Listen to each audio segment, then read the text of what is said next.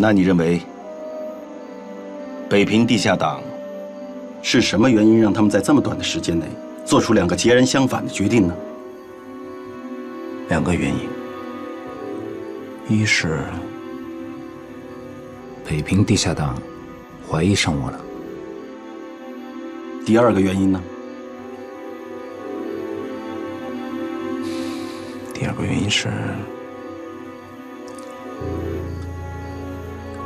方毛其实早就是共产党的特别党员，正是因为他们怀疑了我，就只好同意了我的建议，让我去执行所谓的争取方毛的任务。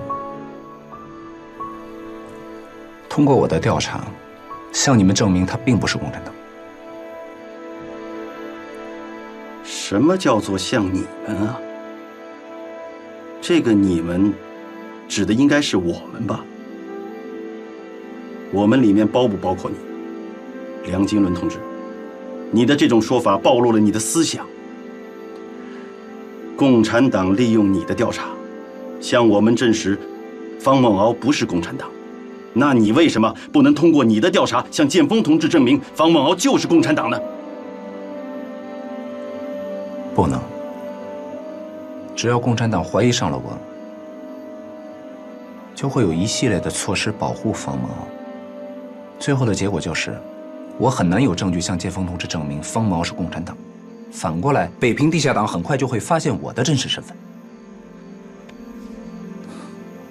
那样一来，建峰同志交给我利用何其仓推行币制改革的任务，打击党国内部私产的任务，也就很难完成了。你就不相信我们对你也会采取一系列的保护措施吗？最终暴露的是方孟敖，而不会是你。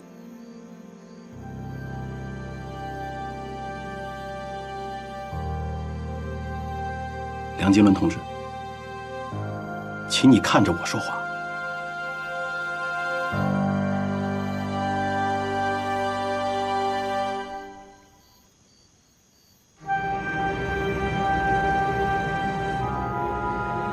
不是我相不相信的问题，柯达同志。真到了那一天，你保护不了我，谁也保护不了我，我也不需要什么保护了。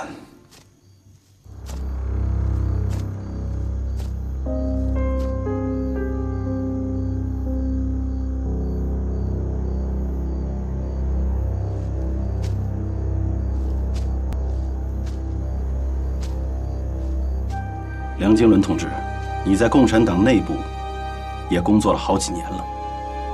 我想问你个问题：你有没有佩服过哪个共产党啊？我不明白柯达同志为什么要问这个问题。我的理想和我所选择追求的主义，不会让我去佩服任何一个共产党。佩服敌人是一种境界，在建峰同志那里，在我们组织内部，大家都认为你是一个有才华、有能力的人。但我发现，你也有致命的弱点。那请可达同志指出来，譬如说我，譬如刚才你说的，不会佩服任何一个共产党。那是我的信念，这与信念无关。建峰同志就不止一次说过，共产党有好些人，做人做事让他佩服。共产党的好多做法方法值得我们学习，这与信念有关吗？我想说一个我佩服的共产党人，他干的工作跟你相似，愿不愿意听？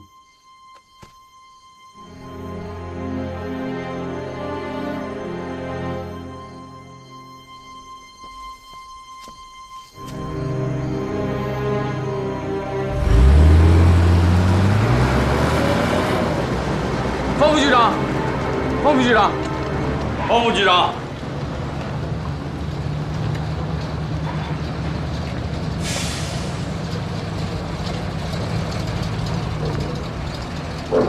什么都不要说了，我去跟方大队长说，很快就放了你。这样放了我们就没事啦。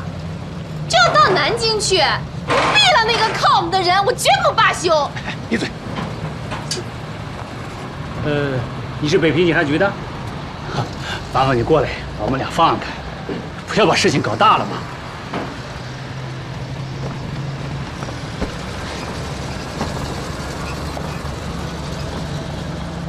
他们什么人？扬子公司的。你说他们赚钱，弄得我们自己人也戴手铐，这什么事儿啊？这是。先委屈一下，方大队长呢？在那边。怎么样，梁军伦同志？我说的这个共党林大为，不知道能不能让你佩服？柯达同志，我还是不明白，你到底要我佩服他什么？忠诚啊，对自己组织毫无保留的忠诚啊！你想一想，作为一个共党特工，冒着生命危险替共党干着如此重要的工作，10年来没有拿过共党给他的1分钱津贴，甚至从未要求他的组织给他任何保护，独自一个人将国军重要的军事情报源源不断地发送给他那个党，最后甚至不惜暴露自己，坦然赴死。抛开这个人的信念不讲，这个人对自己组织的忠诚，难道不值得你我佩服吗？柯达同志，我接受组织的任务，一定坚决贯彻，严格执行。至于我们刚才讨论的问题，我想进一步重申我的观点。既然我选择了不能再选择，就不会佩服任何一个共产党。柯达同志还有没有新的指示？如果没有，我立刻去见何小雨，执行你的决定，向他下达进一步接触方毛，争取方毛的任务。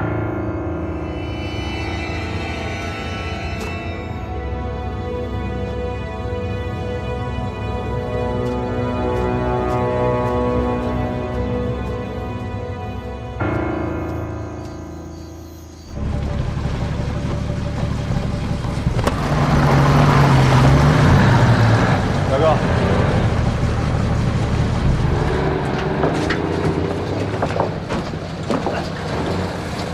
你来干什么？要来应该是徐局长和曾督察来，带着你的人回去吧。五人小组让我来的。大哥，你干的事情都对，可是你没有干过军警，有些事情不能这样处理。你教教我。我不是这个意思。你先把第4兵团和军统的人放了吧。5人小组，现在等着我把扬子公司那2个人带回去问话。抓一件事就抓一件事情，你别把事情牵涉太宽了。你过来。放这，就放这。这扬子公司的人和央行北平分行有什么关系？不会没关系吧？你说那2个人和央行北平分行的行长有没有什么关系？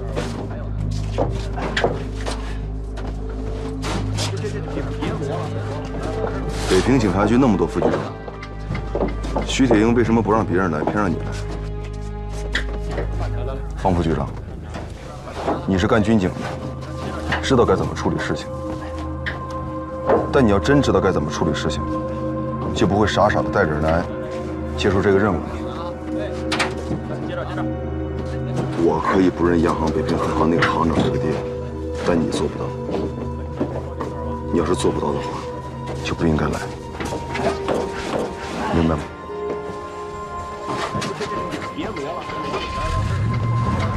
既然来了，就听我的。第4兵团和军统的人交给你了，放不放你来处理。你带着你的人和我的检查大队，把粮食送到兵营去。一带到部就给我丢了。稽查大队所有人，现在都听方副局长的。郭金阳跟邵元刚跟我走，把扬子公司的2个人送到5人小组去。是。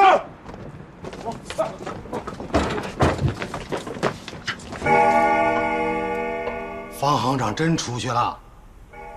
孔总啊，你着急，我比你还着急呀。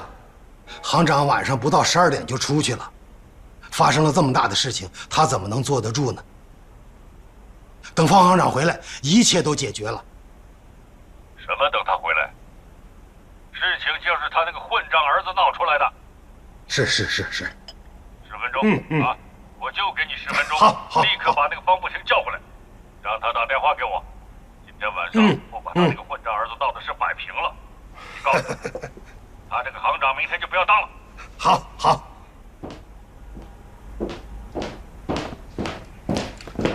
行长，别跟他一般见识了。给我，把电话给我。我说的话你听见没有？我听见了。你还有什么混账话要说吗？回话。你不是出去了吗？我为什么要出去啊？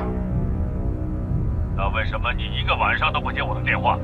你的儿子抓了我的人，扣了我们扬子公司的粮，你又不接我电话，你们到底要干什么？那我现在就告诉你，抓你的人，扣你的粮，是国防部经济稽查大队队长方孟敖，不是什么方不停的混账儿子。想要他放人，让他退粮，可以去找你的父亲，也可以去找你的姨父啊，让他们去找国防部预备干部局局长兼总统亲批的铁血救国会会长，你敢吗？这是我回答你的第一个问题。第二个问题，我是中央银行正式任命的北平分行行长，不是你们扬子公司哪个部门的行长。我可以接你的电话，也可以不接你的电话。第三个问题，我现在就告诉你，你们从中央银行拿走了那么多拨款、借款，仅北平分行就拿走了几千万美元。这个窟窿，我还真不想替你们省。明天我就拿着这些坏账、呆账，去上海找于鸿钧总裁主动辞职，让他来替你们擦屁股。还有什么问题吗？如果没有，中央银行北平分行行长方不停就要挂电话了。方行长，你对你刚才说的话可要负责任。向谁负责任？我没有任何义务向有些人的混账儿子负任何责任。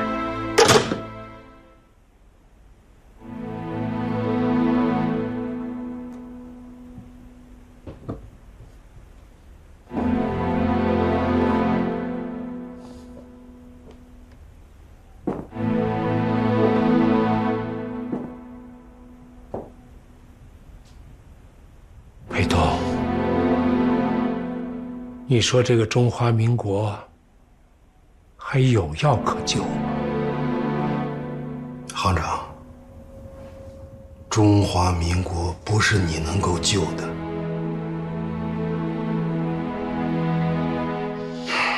想想咱们这个家吧，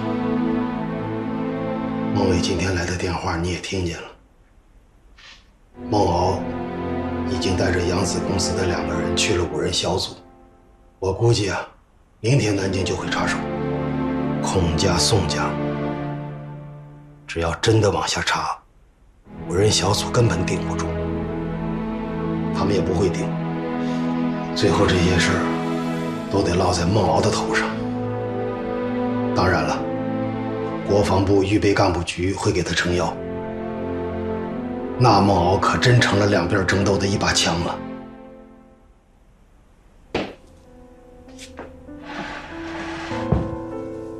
崔中实今天和孟敖见面了吗？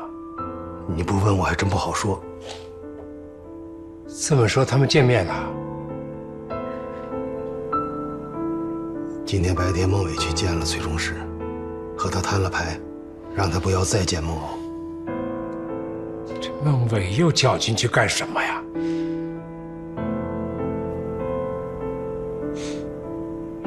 如果崔中实是共产党，难道孟伟还真要放他一马？我已经把一个儿子搅进去了，我可不能再把另一个儿子赔进去。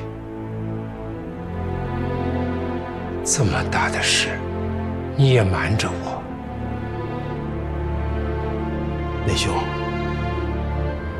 我这个姑爹也不好做。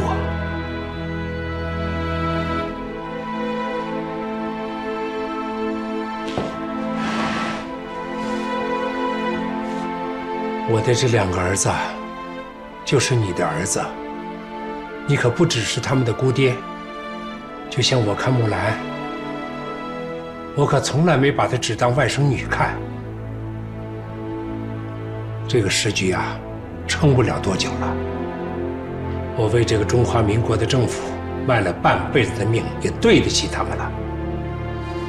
这个时候，也只有你才能帮我呀。别提帮字儿，内兄。其实咱们2家早就是一家了。孩子的事儿，你说我去做。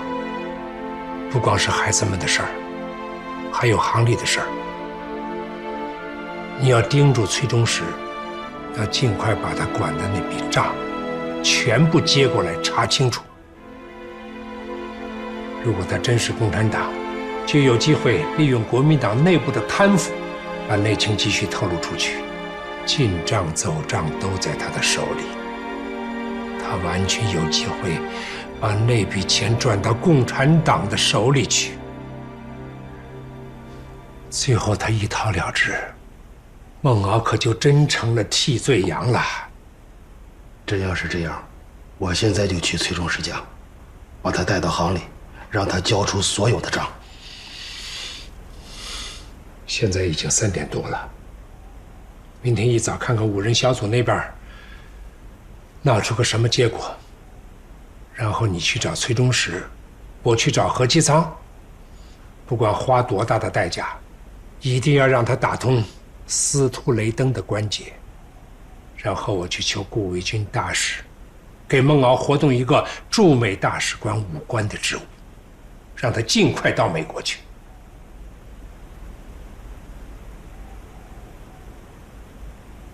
何校长会帮这个忙吗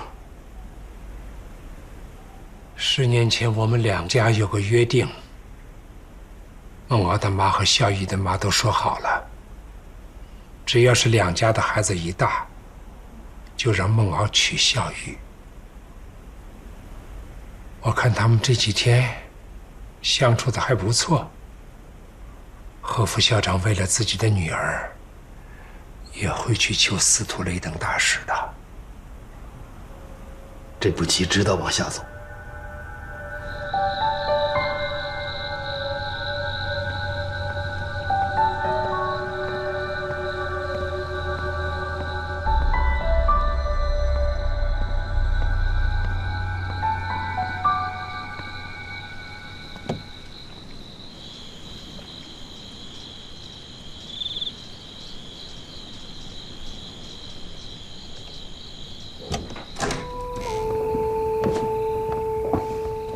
压下来吧。是。快走，进去。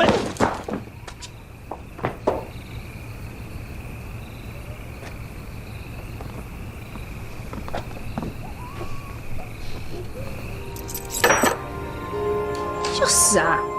你闭嘴。孟队长，辛苦了，请坐。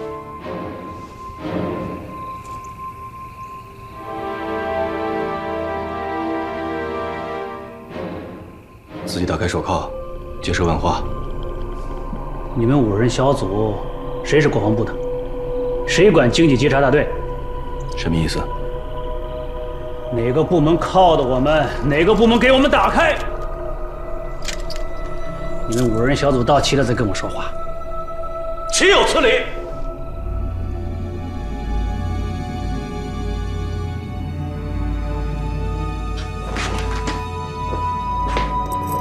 国强，把钥匙扔园子里，扔得远越好。是。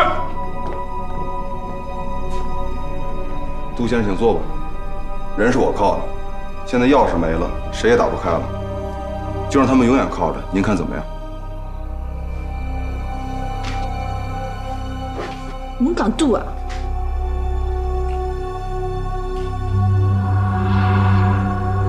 来人，到。再有骂人的，立刻抬出去，扔外面食堂里。是。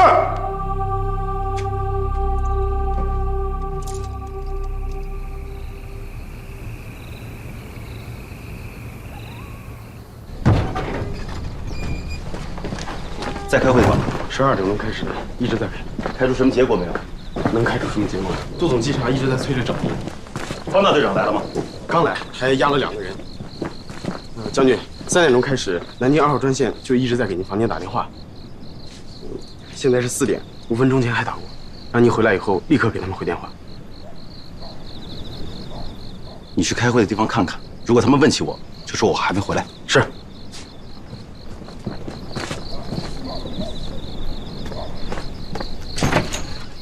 报告建峰同志，我去见梁经纶同志了，我必须调查清楚，方梦敖今晚的行动与共产党有没有关系？这很重要吗？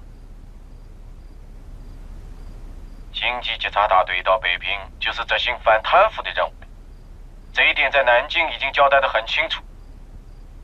方梦敖大队今晚的行动是完全正确的，一定要把他和共产党联系在一起吗？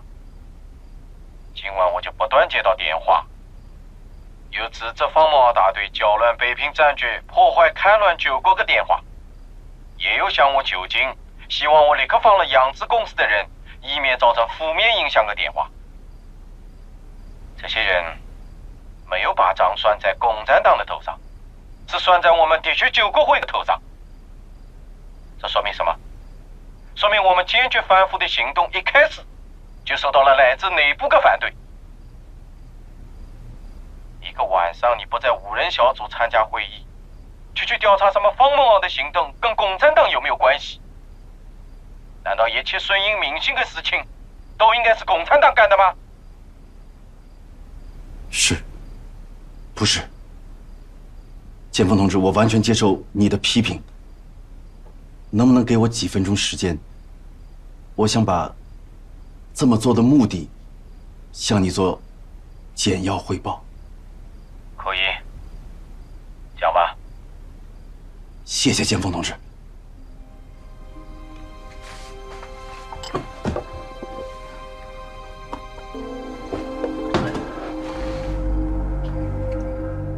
建峰同志，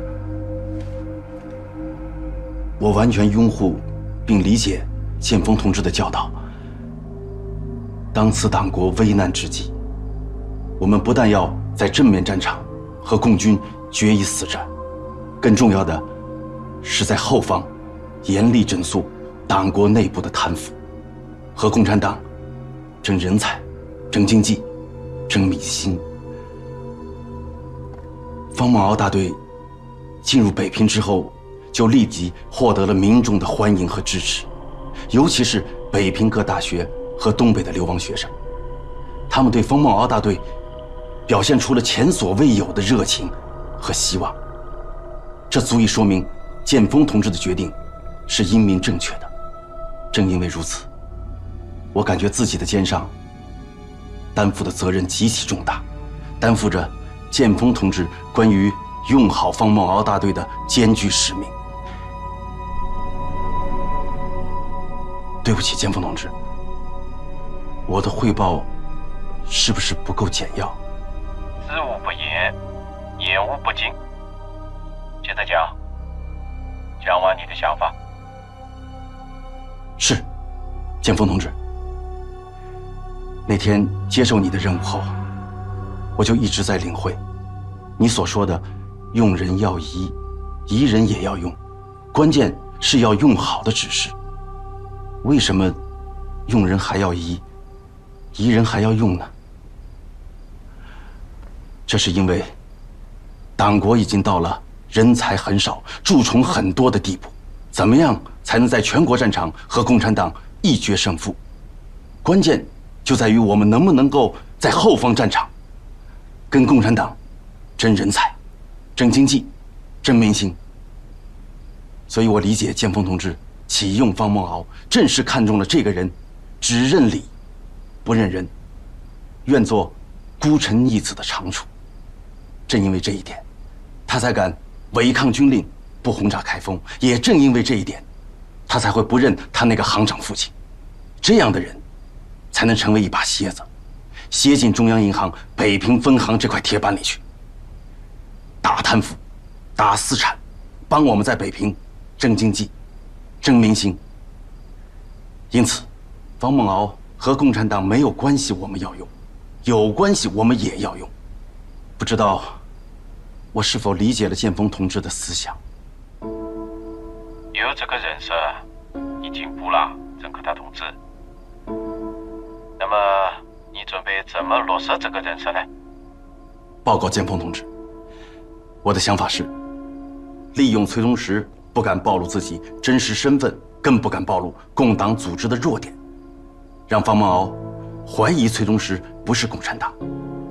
方梦敖一旦认为崔中实不是共产党，我们就可以完全忽略不计方梦敖以前是否被共产党发展过的那段历史，放手使用它，彻查北平分行和北平民事调配委员会的贪腐。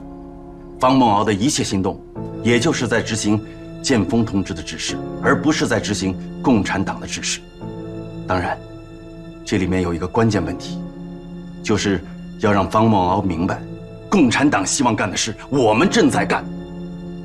这样，你就能真正达到建峰同志关于跟共产党争人才、争经济、争民心的目的。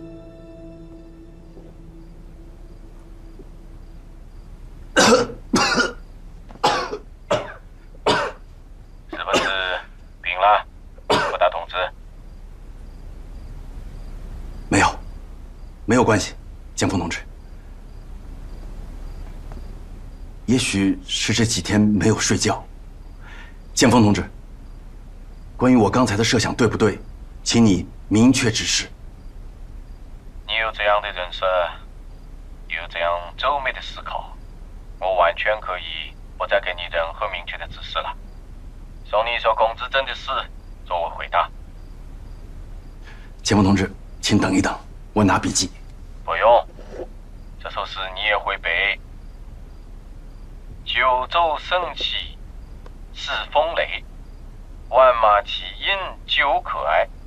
我劝天公重抖擞，不拘一个将人才。上天念在我这片苦心，一定会多奖几个你这样的人才，包括方梦敖那样的人才。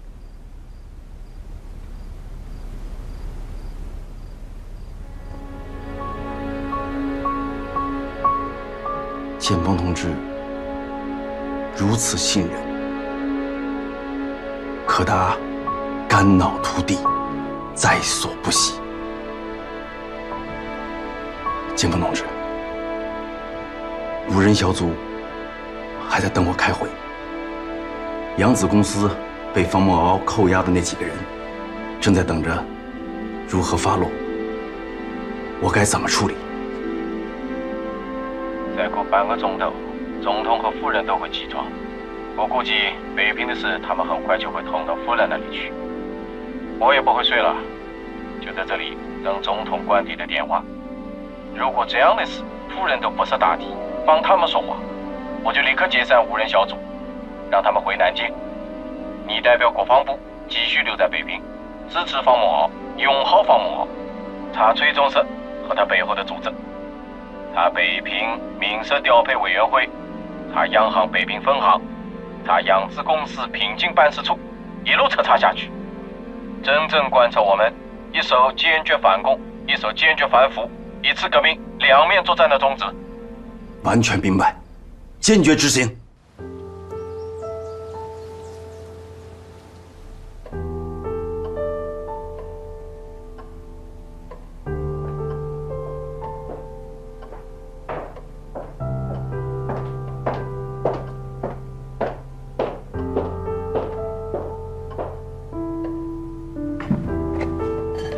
吃早餐吧。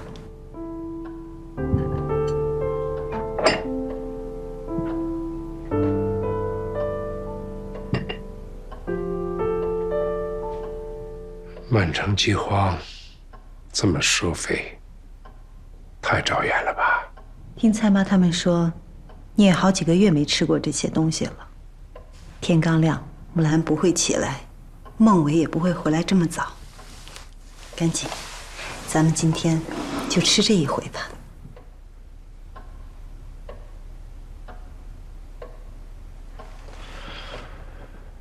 抗战胜利以后，本想能过上几天好日子，没想到竟是这样的时局。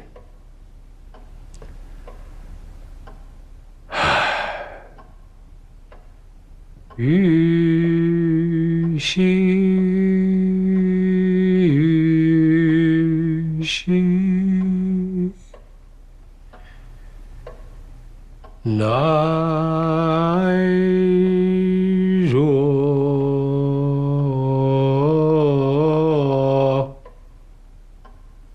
何？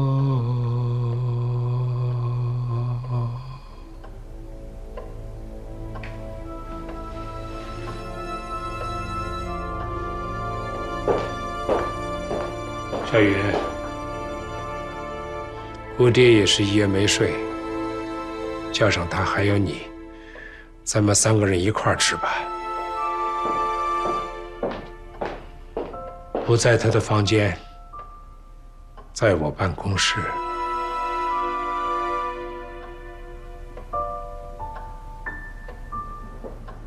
方不停多年与程小云约定的规矩，不让他插手银行的公事，不让他进入自己设在家里的办公室。今天却突然叫他到办公室去请姑爹共进早餐。程小云知道，这个一向硬挺的丈夫，面对棘手的困局，已经有些力不能支了。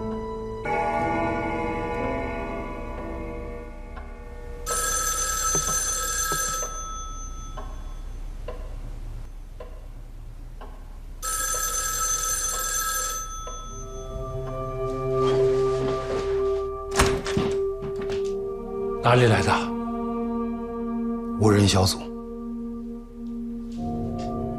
我来接。挂了。说什么了？行长先坐吧。说吧。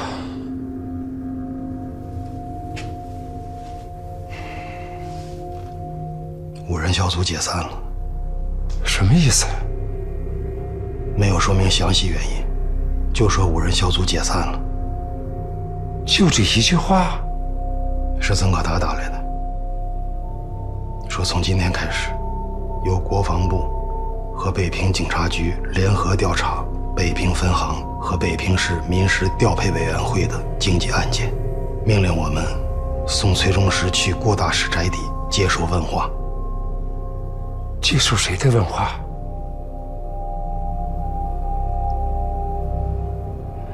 说啊！你说呀！扬子公司的人还被扣着，等着崔宗石过去对质问话。问话的人是曾可达、徐铁英，还有方梦敖。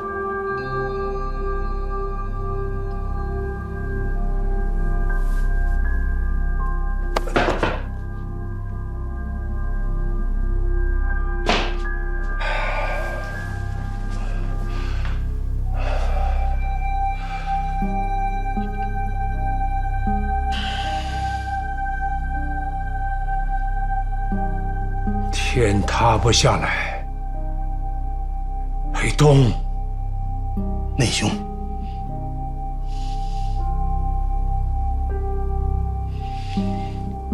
大户亲兄弟，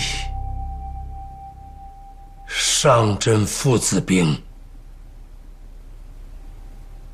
现在人家用我的儿子来打他的老子来了。咱们2个老兄弟俩得亲自上阵了。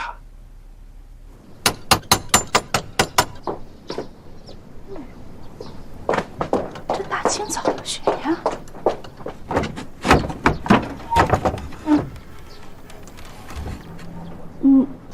这么早，你找谁呀？我叫谢培东，和崔副主任是同事，方行长派我来的。哦，您就是谢乡里吧？哎呦，快请进，请进，找我们老崔是吧？老崔，哎，小乡里来了。这是贵部啊，您怎么来了？行里有急事，屋里谈吧。啊，快请进。我们谈行里的事，你看着两个孩子吧。哦。哎，吃过早饭吗？要跟我们一起吧？早饭吃过了，谢谢。啊。哦，啥事体啊？都听我做。家里怎么弄得这么清寒呢？这不像北平分行副主任的家。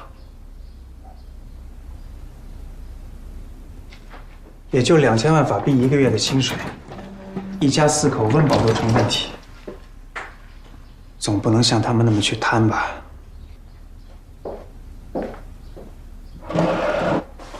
谢乡里，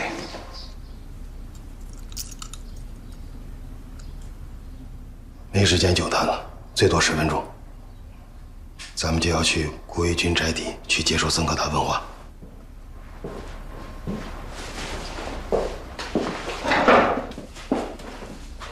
你也去吗？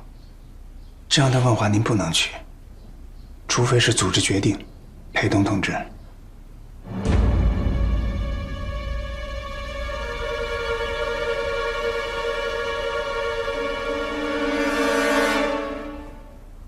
南京方面解散了5人小组，现在由铁血救国会和北平警察局会同调查北平分行和北平民事调配委员会。曾可达是侦查，徐铁英不会侦查。但问题的关键是，铁血救国会既然早就怀疑上了你的真实身份，肯定也早就怀疑上了孟敖的真实身份。为什么还要重用孟敖？他们这是在玩反策反的手段，利用孟敖，帮他们反贪腐、大私产的行动，欺骗民意，达到他们内部斗争的目的。要实现他们这个目的，继续重用孟敖，就必须要搬掉你。因此你现在很危险。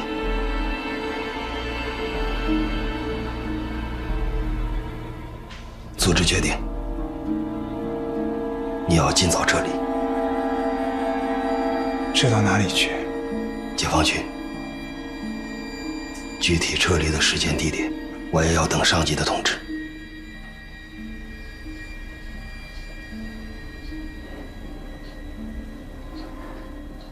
我现在不能撤离。孟敖跟我是单线联系，而且一直只信任我。我如果现在撤离，就没有任何人能够取得他的信任，他跟组织也就失去了联系。全面的解放战争即将开始，我们需要孟敖他们这支空军力量。我一走，正好就上了铁血救国会的当，我们几年的工作就会功亏一篑啊！庄师长，裴东同志，请让我说完。我知道你的意思，我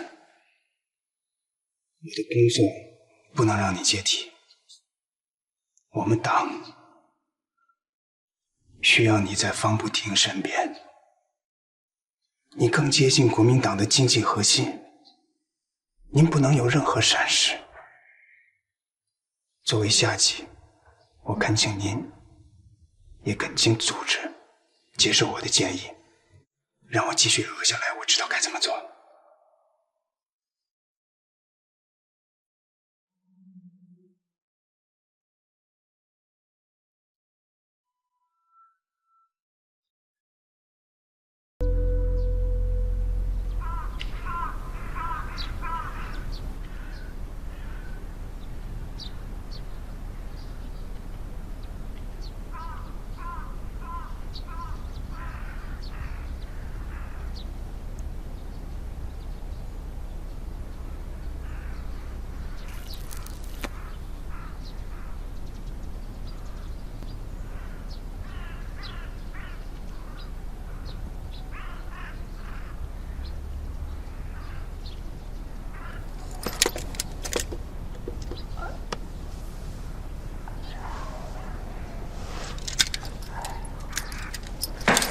哎呀，哎呦，要死了！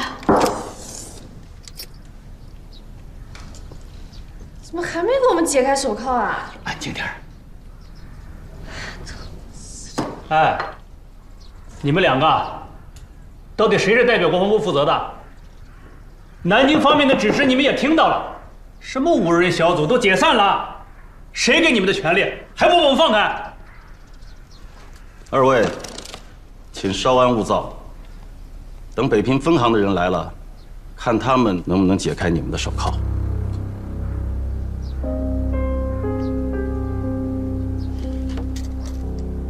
这是铁血救国会精心布下的一个局。他们怀疑你是共产党，又要进一步让孟敖怀疑你不是共产党，要么逼你暴露身份，要么让你否定自己的身份，让孟敖跟党脱离关系。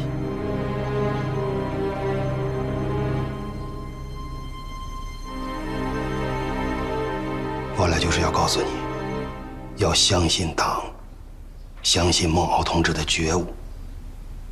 他选择的是共产党，而不是你崔中士一个人。因此，今天去了以后，你一定要忘记自己的真实身份。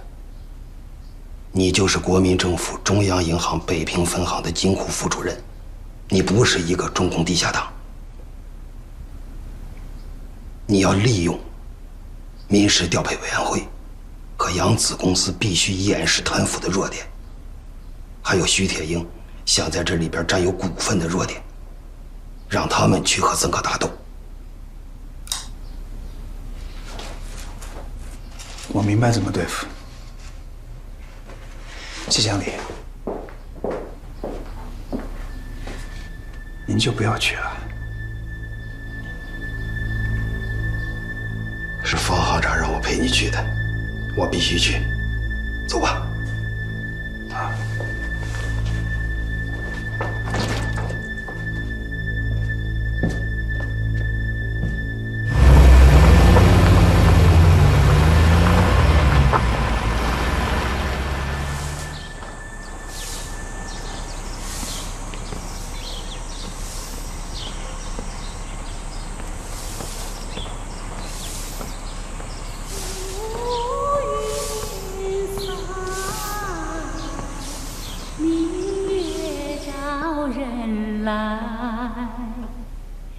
团圆美满今朝醉，清浅池塘鸳鸯。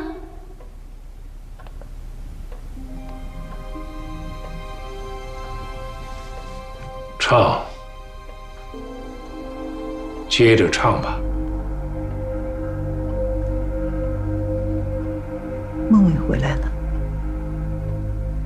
我知道，唱吧。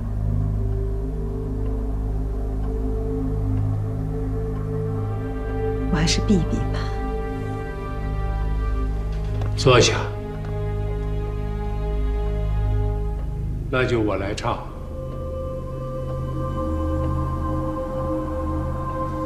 你听。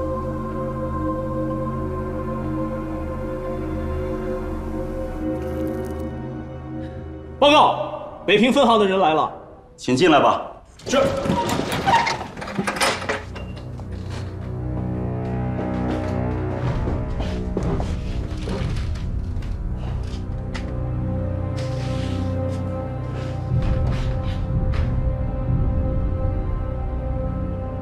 王副官，到。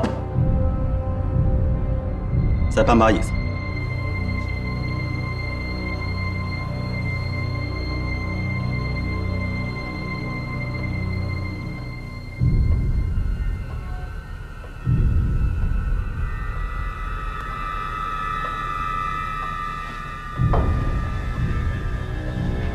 坐下吧。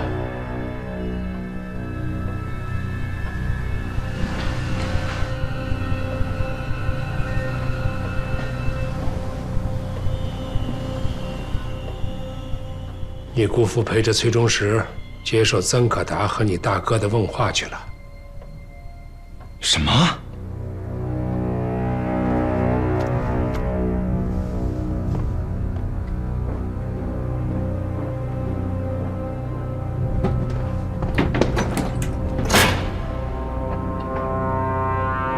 方大队长怎么不做？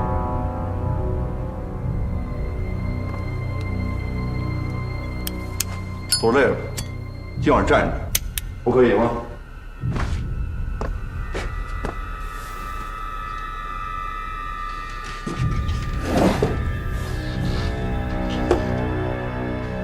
你回房间吧，我和孟伟有事情要谈。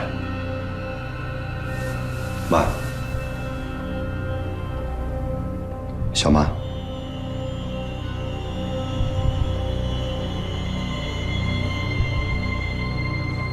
您请坐。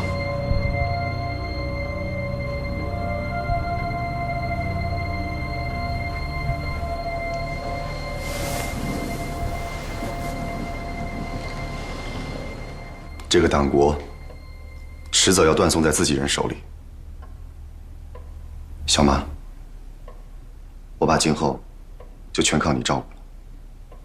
胡说什么？都什么时候了，我还胡说？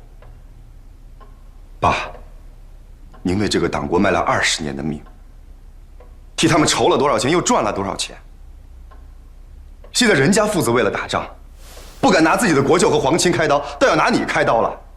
最可恨的是，他们还拿大哥打你。哼，什么忠孝仁义礼义廉耻，全都是拿来说别人的。他们这套，别说大哥投靠共产党，逼急了我也投靠共产党。住口！住口！住口！别生气，别生气，孟伟这说的是气话，出去他会谨慎的。我爸一生谨慎。民国26年，为了把他们的财产运到重庆，连自己的家都毁了。他们现在会念及这些吗？什么国产、党产、私产，在他们那里从来就没有分清楚过。现在过不了共产党这一关了，就拿我爸做替罪羊。到哪里去？顾大使差你会会曾可达去。回来！昨天，崔副主任对5人小组说，给军方的拨款和给民调会的借款，来往账目属于机密，没有中央军事委员会的命令，不能向任何人公开。当时5人小组便问不下去了。可就在昨天晚上，发生了国军第4兵团和北平市民调会争抢1车粮食的恶劣事件。崔副主任，现在第4兵团的军需处长在这儿，这2位是扬子公司平津办事处，民调会的马副主任也在这儿。崔副主任，我想问，到底是央行北平分行没有把给军方的拨款拨过去，还是没有把给北平市民调会的借款拨过去，或者是北平分行把拨款借款都给了有关部门，而有关部门却没有用在购买物资上，再或者是有关部门把钱都给了这家公司，而这家公司却无视党国大局，拿了钱不供应物资。崔副主任，请你回答我以上的几个问题。这些问题应该不算是机密吧？顺便告诉你，5人小组虽然解散了，但国防部派驻北平的经济稽查大队没有解散。我和方大队长受南京方面的指示，仍然对这些问题有权继续调查，且一定要调查到底。还有，徐局长也奉了南京方面的命令，代表党员通讯局配合调查。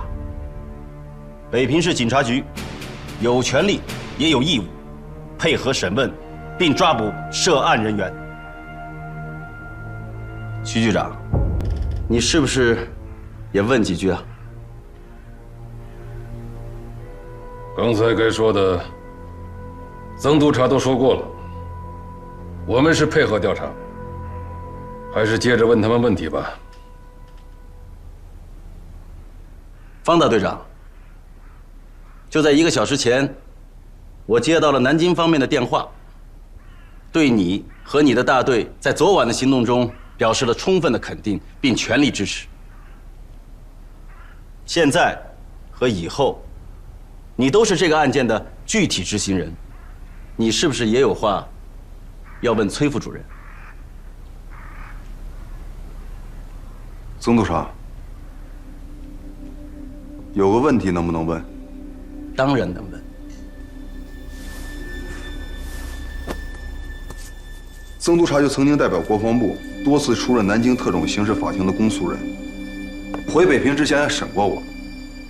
有条法律程序你应该知道。方大队长问的是哪一条法律程序啊？回避的程序。曾督察比谁都明白，我在南京特种刑事法庭羁押期间，就是这个崔副主任代表家里在南京活动，尽力营救我。你现在让我问这个崔副主任，你就不怕我包庇他？还有，坐在我对面的那位，是我的亲姑父，是亲3分故，你就不怕我问不下去？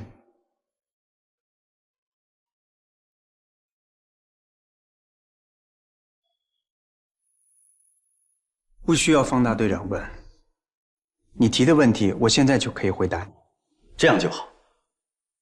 你如实回答，就不必为难方大队长，也不必为难我，这样大家都好交代。曾督察，我问你的问题还没回答我呢。他们被审问，我需不需要回避？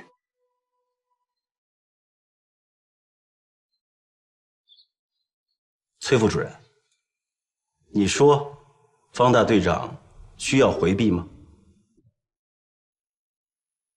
无需任何回避。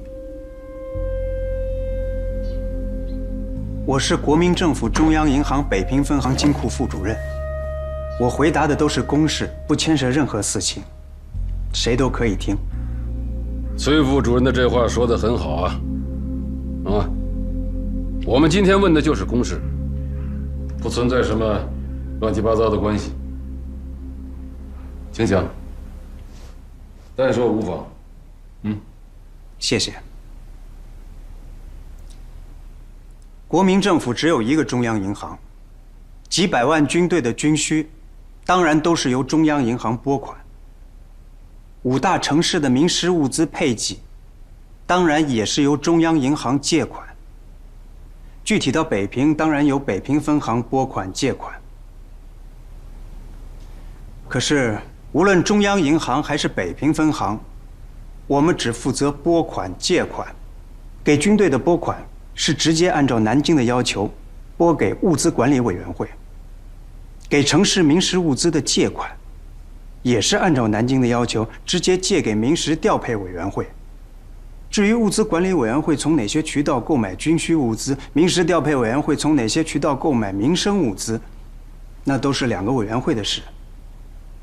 中央银行不负责购买，北平分行更不负责购买，所以曾督察提的3个问题，我只能回答这1个问题，不知道我回答清楚了没有？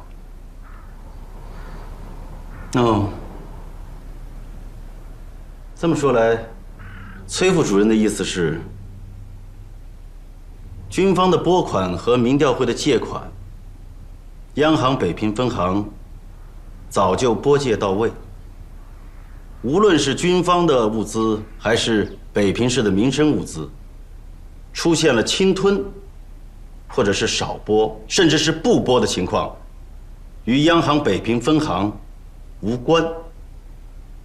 是这个意思。那我就必须再问一个问题：该拨的款拨出去了，该借的钱也借出去了，这些款项为什么还要在北平分行走账？中央银行有明文规定，凡从本行拨出去和借出去的款项，都必须从本行走账，以保证专款专用。是不是每一笔钱款的去向和使用，在你的账上都应该有所体现？我们有责任监督拨出去的钱和借出去的钱，尽量用在专款专用上。这我就听不懂了。尽量。那这些钱到底是专款专用了呢，还是没有专款专用？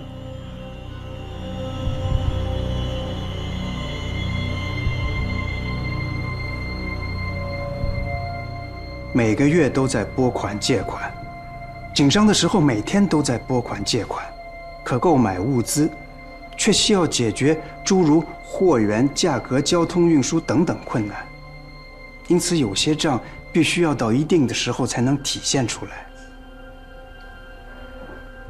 看样子北平分行的账，我们还真查不了了。前方将士在浴血奋战，北平城里有挨饿的百姓，我看党国是没有多少人去关心他们的生死了。那就等共产党打进城来开仓放粮。可共产党一时半刻还打不进来。方大队长，你刚才提到了法律回避的问题，现在你都看到了，他们这是不顾百姓的死活。你作为国防部派驻北平经济稽查大队的大队长，还忍心回避吗？你不能进去，让开！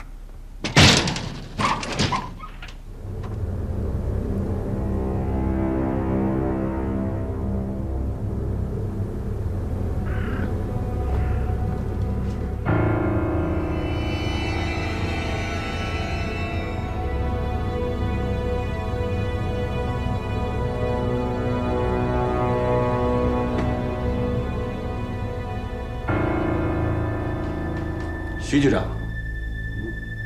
这怎么回事？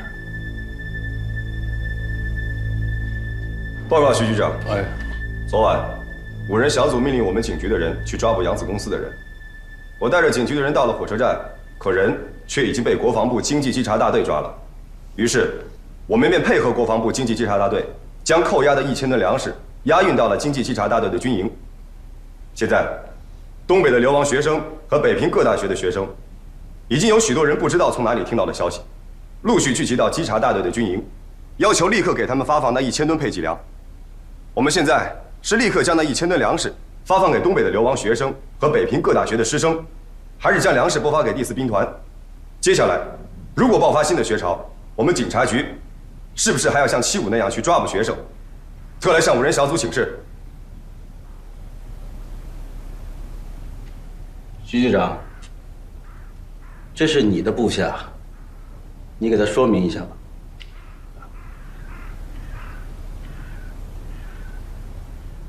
方副局长啊，你说的那个5人小组，现在已经不存在了。所以呢，你昨天晚上的行动，也就无需再报告了。至于你说的那1000吨粮食如何处置，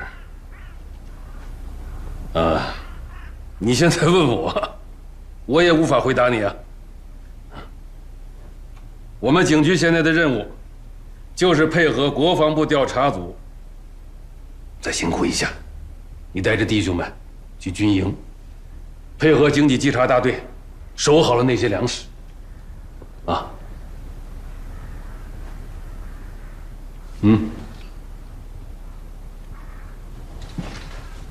局长，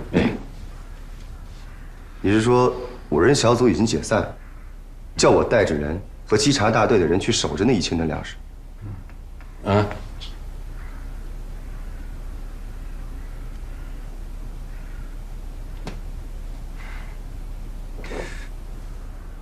那么多学生围在军营外面，而且人数会越来越多，我们守着的是1000吨粮食吗？那是1000吨火药！5人小组即已解散，现在到底是谁做主？再爆发一次75那样的事件，我们该怎么办？是不是该给我们一个明确的指示？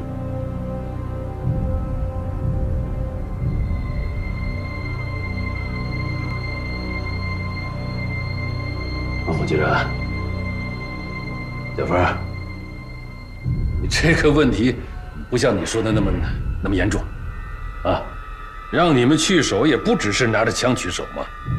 去了以后跟学生们说清楚，国防部这边的调查组正在开会商量，很快就会有答复。曾组长，下面要执行也很难，请你也给方副局长解释一下。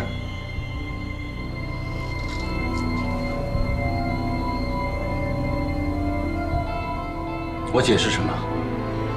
该解释的应该是北平分行。崔副主任，你都听到了？还有谢乡里，这1000吨粮食，到底是北平分行拨给军方的军粮，还是拨给北平市民调会的配给粮？请你们马上做出一个明确的答复，我们也好做出决定。曾督察这句问话我就不明白了，我想问一句。为什么北平170多万民众挨饿，你偏偏叫一个空军飞行大队的队长带着一群飞行员来管？党国难道就没有别的人、别的部门来管了吗？北平的经济闹成这个样子，是谁造成的？我不说，曾督察心里也清楚。要追查，上面南京许多部门脱不了干系，下面北平许多部门脱不了干系，为什么现在把矛头对准北平分行？说白了，就是对准我父亲。我父亲也就是隶属中央银行一个区北平分行的经理，他有这么大权力，有这么大胆量，敢让北平170多万民众挨饿？昨晚我们兄弟傻傻的将1000吨粮扣着，今早你们5人小组却解散了。那么多学生围在军营外眼巴巴的等着发粮，你们却叫我们守着粮食不发，以开会为名在这里揪着查北平分行。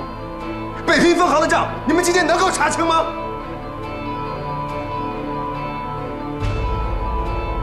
曾督察这个时候还要北平分行做出一个解释，我倒要向你讨一个解释。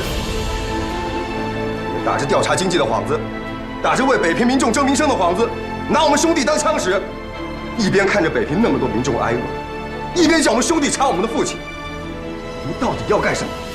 方孟伟，党国的纪律，你是一点都不懂啊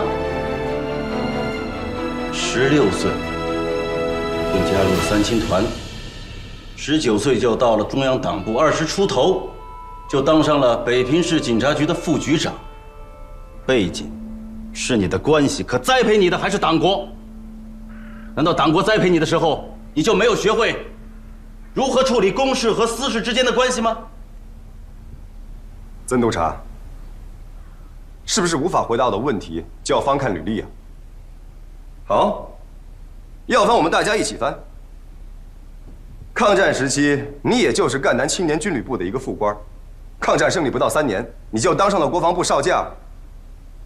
你是在抗战时跟日军作战有功劳，还是抗战后跟共军作战有功劳，或者是在后方巩固经济，为党国筹钱筹粮有功劳？党国是怎样栽培你的，你自己心里有数，大家心里都有数。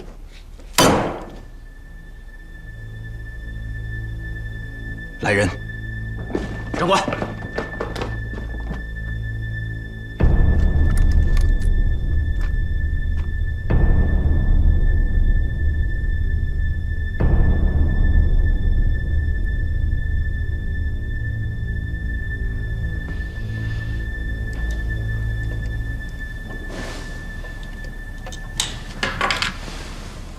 你还记不记得当年在重庆，你藏着一张新出的报纸，去拿着一本《世说新语》，给我讲谢安的那则故事？记得。让我最难忘的是你居然能用白话把那段故事给我讲的是绘声绘色。小月，再给我讲一遍吧。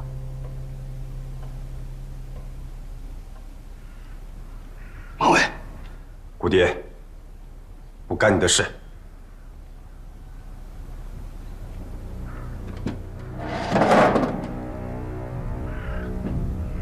我今天来，就已经做好了上特种刑事法庭的准备。几天前，我大哥不就是被你送上特种刑事法庭了吗？你刚才说我是靠着关系、靠着背景当上党国这个官的，在南京要置我大哥于死地的时候，你们怎么就不回头看看他的履历？无数次跟日军空战，无数次飞越死亡驼峰。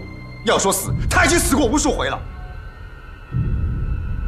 曾督察，你一个无尺寸战功的少将，如此折腾我大哥这样立有赫赫战功的民族功臣，心里是不是觉得十分痛快？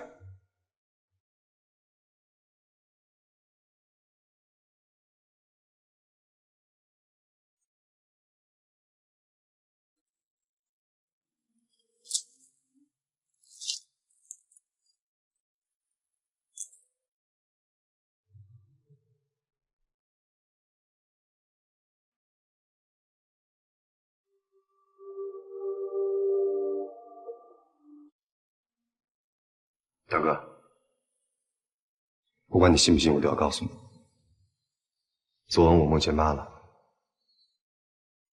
她说叫你不要再记恨爹，不要再替他们干了，赶快成个家。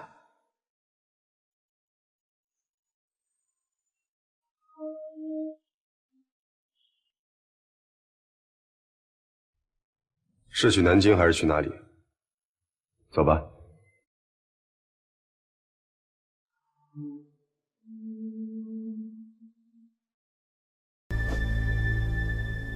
曾可达原想将局面弄得复杂无比后，从中抓住契机，逼出对方的破绽，却没料到方孟维半路杀出，反将自己逼得勃然大怒，情绪失控，弄得不好将要打乱剑锋同志精心布置的韬略。如何化解困局，他在经受着无数目光的炙烤。王副官，到，拿电话来。将军，您说什么？拿电话。是。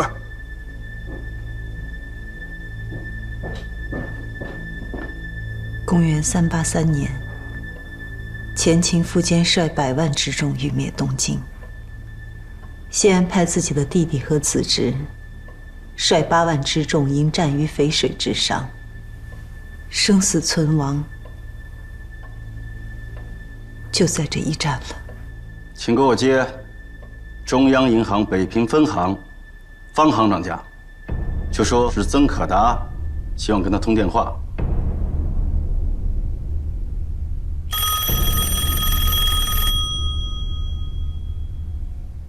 也许是姑父打来的，接吧。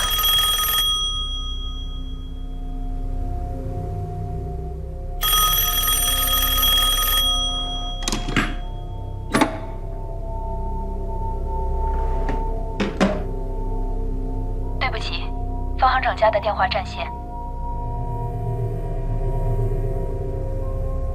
继续接。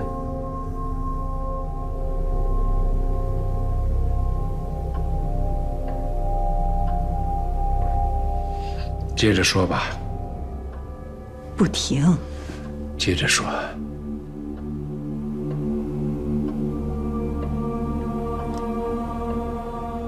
我刚才说到哪儿了？生死存亡就在这一战了。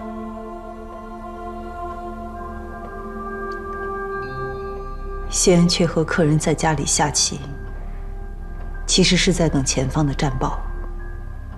战报来了，谢安看后放在一旁，继续下棋。等这盘棋下完，客人实在忍不住了，问：前方战绩究竟如何？谢安这个时候答道：谢安说：“笑而败，大破哉！”接着，你就将报纸摊开在我面前，指着告诉我，孟敖在对日空战中，一个人就击落了敌机3架。可是那个时候，孟敖已经不认我这个父亲了。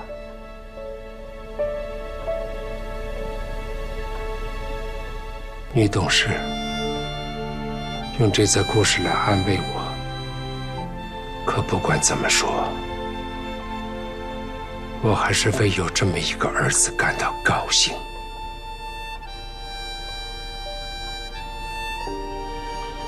现在我的儿子又要来破贼了，小雨，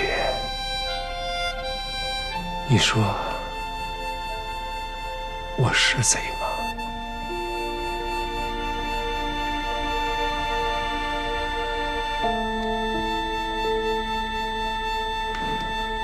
好疼，不停，你在发烧。王妈，不要喊，把电话放好了。刚才是个要紧的电话。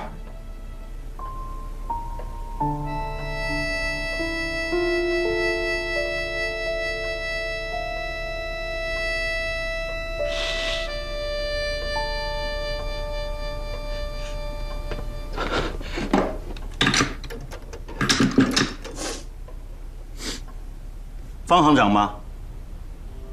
方行长您好，我是国防部曾可达。不是什么上司，您言重了。其实我们在郭大使的宅邸见过面。本来我是应该去拜访你的，碍于避嫌呐。这完全是我的过失。来之前，建峰同志再三说让我登府拜望方行长，一定要来的，全当是给我一个弥补过失的机会。特别要感谢方行长，今天还特意让谢乡里陪着崔副主任来配合我们工作。财政部中央银行懂经济的人又都走了，我和方大队长又都不懂经济，打这个电话是向您求援，建议让谢乡里先帮着崔副主任把账目理出个头绪。谢谢方行长的理解。快7点了，1000吨的粮食要发放到那么多学生的手里，下午或者晚上我去看您。好的，再见。